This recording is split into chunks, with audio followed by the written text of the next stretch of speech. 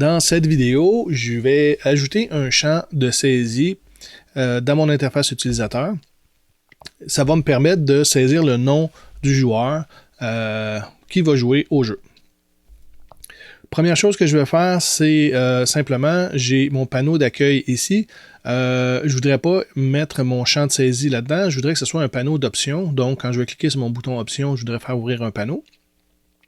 Donc, ce que je vais simplement faire, c'est de prendre mon panneau d'accueil et le coller. Il est déjà commencé. Mon panneau d'accueil ici, je pourrais le nommer panneau options.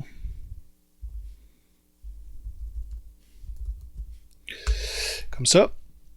Je vais juste faire des petites modifications. Donc, lorsque j'arrive ici de le fond, à la place d'avoir le fond orange, je vais prendre le fond gris, comme ça ici, et je vais pouvoir changer simplement sa couleur, lui donner une couleur bleutée. L'autre chose, bon, l'image, je vais la laisser là. Le titre, je vais changer simplement le texte, les options, comme ça. Le bouton quitter, je vais le supprimer.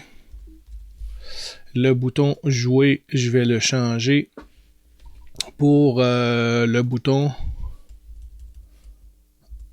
changer nom comme ça ici. Ensuite de ça, ce bouton-là, je vais simplement le déplacer un petit peu ici. Je vais l'élargir. Peut-être le grossir un petit peu. Comme ça, il est centré. Je vais, dans mon bouton, j'avais mon texte. Donc, dans le texte ici, au lieu d'écrire jouer, je vais écrire changer le nom. Donc, j'ai mon bouton de cette façon-là qui va me permettre de changer le nom quand je vais vouloir saisir un nouveau nom. Donc, j'ai deux panneaux. Un panneau ici, on peut le désactiver et aller voir le panneau qui est en arrière. Donc, mon panneau option est en avant. Donc, on le voit bien ici dans la hiérarchie lorsque j'active ou désactive un élément. Il est encore là, mais on ne le voit simplement pas sur la scène. Donc, dans mon panneau option, je vais insérer un champ de saisie. Donc, bouton droit, UI, et c'est un input field. Encore là, je vais utiliser le input field normal.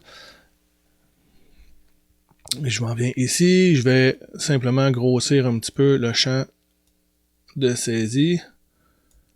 De cette façon-là, je vais essayer de le centrer. Comme ça. Lorsque je regarde le champ input field, j'ai le champ, c'est donc j'ai son apparence. Je vais simplement ici le changer. Je vais écrire champ non joueur. Comme ça. J'ai deux champs texte qui sont ici. J'ai premièrement le placeholder. Le placeholder, c'est un texte d'aide à la saisie. Donc, on peut écrire du texte qu'on voudrait voir apparaître dans notre champ, qui va disparaître lorsque l'utilisateur va commencer à taper son texte. Donc, pour le placeholder, je peux écrire ici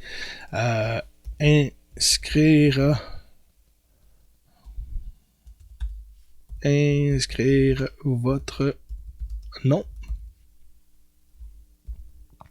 Comme ça ici, je pourrais penser à mettre la typo un petit peu plus grosse. Donc, mettons que je mets 40 comme ça ici. Je pourrais le centrer dans la boîte de cette façon-là. Et bon, j'ai tous les possibilités du texte, d'un champ texte normal ici. Le texte aussi, le texte qu'on a ici, on pourrait tout simplement choisir la typographie pour le texte. Donc, encore là, je pourrais peut-être mettre une typographie de 40 pour être comme le placeholder. C'est les mêmes options de texte qu'on a. Je pourrais changer la couleur, je vais le laisser noir, mais on a les options de texte qu'on a ici. Si on revient à notre champ texte, et là, on le voit ici, on a une image. Présentement, l'image, c'est une image générique qui nous fait le contour de notre boîte. On peut le laisser comme ça ou on pourrait éventuellement se créer notre propre image et mettre l'arrière-plan du champ texte avec une image qu'on a fait. Donc, c'est comme une image normale.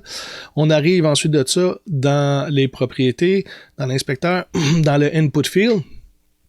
On a, encore là, ça ressemble beaucoup au bouton. On a le color taint ou le swap.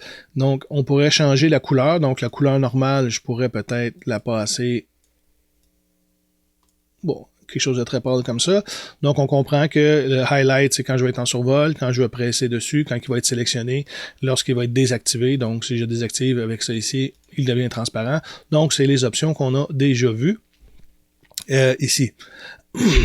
Donc, on a, si on continue à voir un petit peu plus bas, ici, ça nous indique c'est quoi la composante de texte qui va avoir le texte de saisie dedans. Donc, si je clique dessus, vous allez voir, il m'indique ici que c'est ce champ texte-là ici qui va avoir le texte de saisie.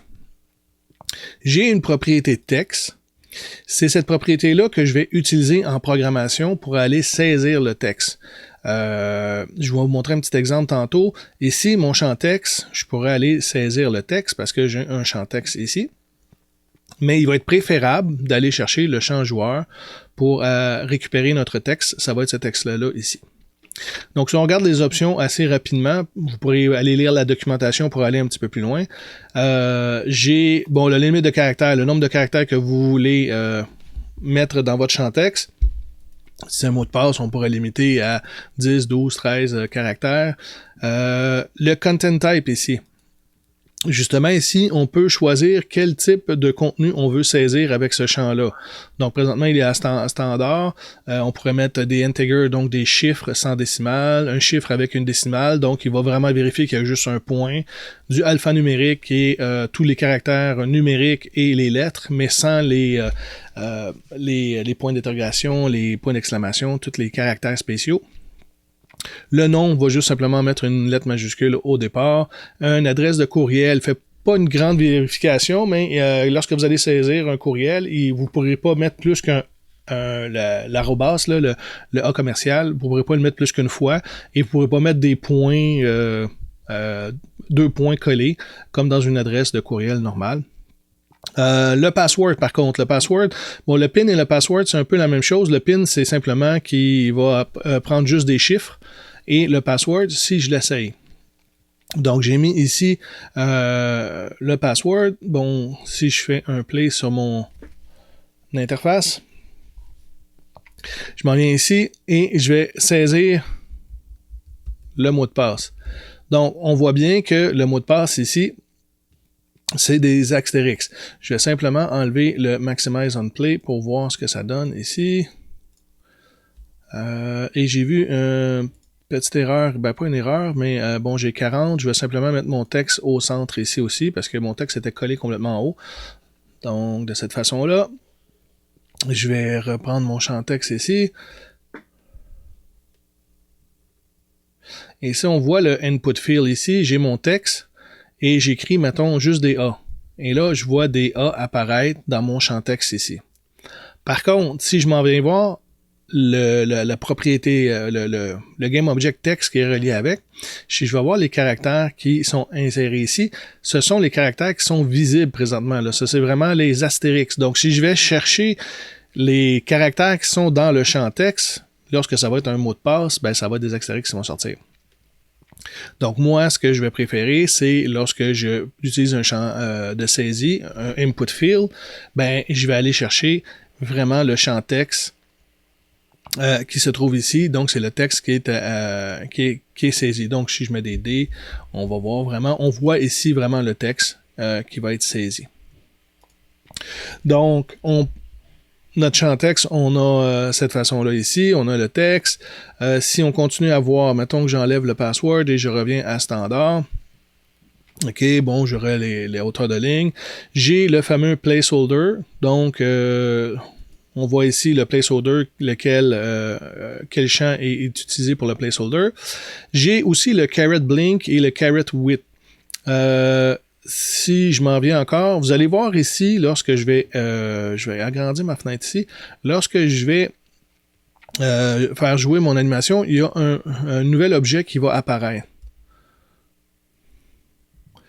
Donc, j'ai le champ non-joueur input caret. Qu'est-ce que c'est? C'est lorsque on voit ici, j'ai un petit curseur qui clignote. Bon, c'est une caret, en fin de compte, c'est le curseur qui m'indique que je suis dans le champ. Et je pourrais simplement grossir les propriétés de ça et la vitesse de clignotement, si je voudrais le faire clignoter plus rapidement ou moins rapidement. Je pourrais aussi, si je veux faire un custom caret, ça veut dire que je pourrais le mettre en rouge ici de cette façon-là. Donc, ça pourrait être pour indiquer qu'on a oublié de remplir un champ. Ensuite de ça, bon, je vais ramener ça ici, je vais le mettre en noir comme ça. Le texte de saisie, c'est la section de couleur. Ici, j'écris, mettons, Benoît, et je commence à saisir du texte, ben l'arrière-plan va devenir bleu. Donc, je pourrais changer éventuellement pour aller mettre la couleur que je veux lorsque je saisis le texte. Donc, ici, bon, Hide Mobile Input, bon, c'est pour le côté mobile.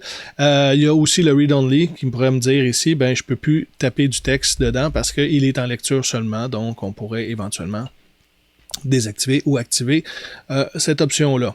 Donc, il reste aussi, on pourrait mettre des actions lorsque le champ est modifié. Donc, on pourrait ici mettre des options, vérifier est-ce que bon la saisie est correcte à chaque fois que je tape une lettre. Ou lorsque je sors du champ, lorsque j'ai fini, ben, est-ce que je pourrais faire une action aussi pour pouvoir vérifier est-ce qu'il a été saisi lorsque je sors du champ.